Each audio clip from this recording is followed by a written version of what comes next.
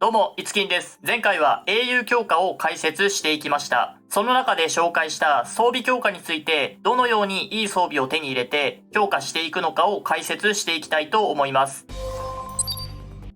まず装備セットですが、様々な種類があり、どれを揃えていいか迷うと思います。装備セットは4セットでセット効果を発揮するメインとなるセットと、2セットで効果を発揮するサブとなるセットの2種類に分かれます。基本的には4セットプラス2セットを組み合わせて2つのセット効果をつけるようにしましょう。4セット装備の中で特に優先すべきはスピードセット。最初の動画で解説したワイバーンがドロップする装備です。スピードセットは英雄の行動順を決めるスピードのステータスを上げてくれる装備で PVE コンテンツを攻略するにも闘技場で戦うにも重要なステータスになっており、汎用性も高いセットとなっています。またスピードセット以外にもクリティカル率が加算される会心セット、状態異常を付与するための効果命中率を加算してくれる命中セットと、外れセットがない討伐となっています。使ってる英雄に一通り装備させれるまではワイバーンで装備を集めましょう。序盤は初心者ミッションやログインボーナスでもらえる配布装備やニクシード迷宮で手に入る装備を使ってワイバーン11段階以上をクリアできるようにしてレベル70、レベル85装備を集めていきましょう。序盤のチャートに関しては以前投稿した動画をご覧ください。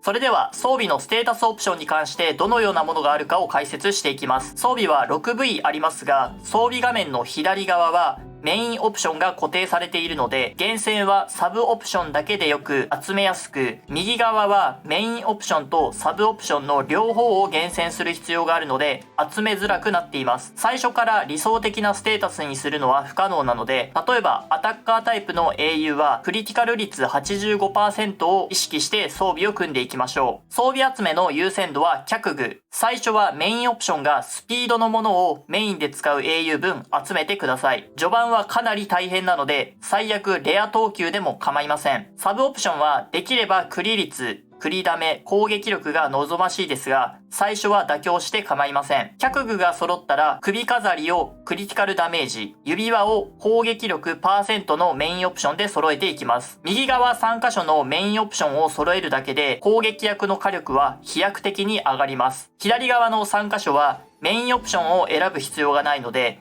できるだけサブオプションにこだわりましょう。序盤は特にクリ率の確保がしづらいので、クリ率がついているだけでも貴重です。こだわるなら武器と闘具は攻撃力パーセント、クリティカル率、クリティカルダメージの3種類が揃えば強い装備です。道具には攻撃力がつかないので、道具でクリ率を盛るのも効率がいいと言えます。ナイトやプリーストはログインボーナスなどでもらえる生命セットが非常に優秀なので、しばらくは使い回しましょう。攻撃役の装備集めの過程で、生命力、防御力、効果抵抗率のオプションがついた装備があれば、一旦保管しておきましょう。続いては装備厳選について紹介します。新規プレイヤーや序盤のプレイヤーはすぐには必要になりませんが、一通り装備が揃ってきたら次はより強くするために1箇所ずつ厳選をしていきましょう。厳選のステップは初期オプションの厳選、強化厳選の2ステップあります。まずは装備オプション表を見て各部位理想的な初期オプションの装備を集めましょう。最終的にはエピック等級が理想的ですが、レジェンド等級でも強い装備は作れます。理想的な初期オプションの装備が揃ったら次は強化厳選です。強化厳選とは強化値プラス3刻みでサブオプションがランダム数値上昇していきます。上昇値が最低値ならその装備は強化素材として切り捨てていくというのが強化厳選になります。各プレイヤー切り捨てる判断は様々ですが、最低値が2回連続で続いたら切り捨てることが多いと思います。特にエピック7で重要なスピード厳選はスピードオプションの上昇を4回引かなければいけないので、非常に大変な厳選作業となります。スピード厳選を最初からしようとすると、まともな装備が完成しないので、まずは火力系のオプションが揃った装備を強化していくようにしましょう。装備の強化には、素材か強小石、ゴールドが必要になります。強小石は迷宮のフーチェショップやイベント報酬、コンテンツ周回、週1回の錬金で集めるしかありません。特に月1回開催される英雄成長キャンペーンでは討伐を周回するのがおすすめです。討伐を周回するときはペットのスキルに強小石ドロップスキルをつけていると大量の強小石とゴールドを貯めることができます。ウェブイベントや公式キャンペーンに参加して生命の葉を集めておくようにしましょう。週1回の錬金は聖域から行うことができます。不要な装備を錬金素材として強小石にできるので、毎週欠かさずに行いましょう。また、現在は序盤でもある程度のゴールドが配布されているので、不要な装備を使ってプラス6程度まで強化すると良いでしょう。先ほど紹介した装備厳選でも、プラス3、プラス6までの上昇値を確認する場合、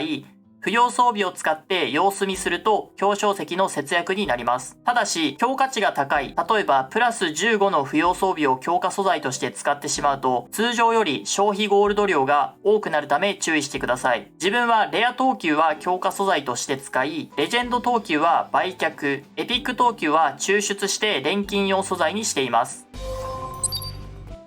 基本的に装備作成で厳選するしかありませんが、あるアイテムを使うことでメインオプションを指定して装備を作成することができます。そのアイテムが装備錬金石。装備錬金石はギルドのワールドボス報酬や遠征報酬、週1回のショップ交換で入手することができます。例えば、クリティカルダメージの装備錬金石を使って装備錬金すると、セットとメインオプションを指定して作成することができます。普通の装備作成では、セットとメインオプションを合わせるのも一苦労なので、非常に楽に装備を作ることができます。錬金する場合は、基本的にメインオプションを厳選する必要のある右側装備を作ることをお勧めします。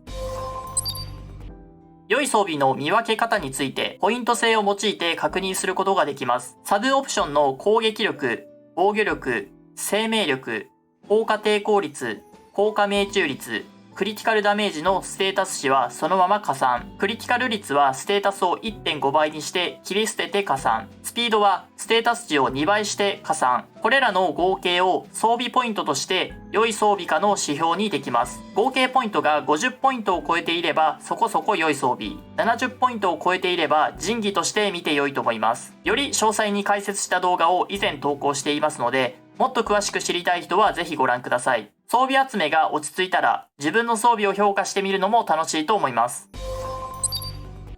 装備厳選や装備錬金で強化ポイントが50ポイントを超えた装備が作れたら装備再練をしましょう。再練はレベル85装備をレベル90装備へ再練し、各ステータスを上昇させることができます。再練素材は討伐や遠征報酬などで入手できますが、1個の装備再練に200個使用するため、再練する装備はできるだけ評価ポイントが高いものを優先しましょう。また、脚具のメインスピードであれば、再練するだけでスピードが40から45になるので、最優先で再練しても構いません。はい。というわけで、今回は装備に関する解説をしてきましたが、いかがだったでしょうか。エピック7は装備厳選がメインとなるゲームです。オーソドックスなビルドでステータスを極めていくか、自分だけのビルドを極めていくか、様々な遊び方があります。月1回の討伐キャンペーンを利用して、できるだけ装備を作れるようにしましょう。そして次回は、作った装備を利用して遊ぶコンテンツ、闘技場について解説していきます。それでは、今回の動画は以上となります。ご視聴ありがとうございました。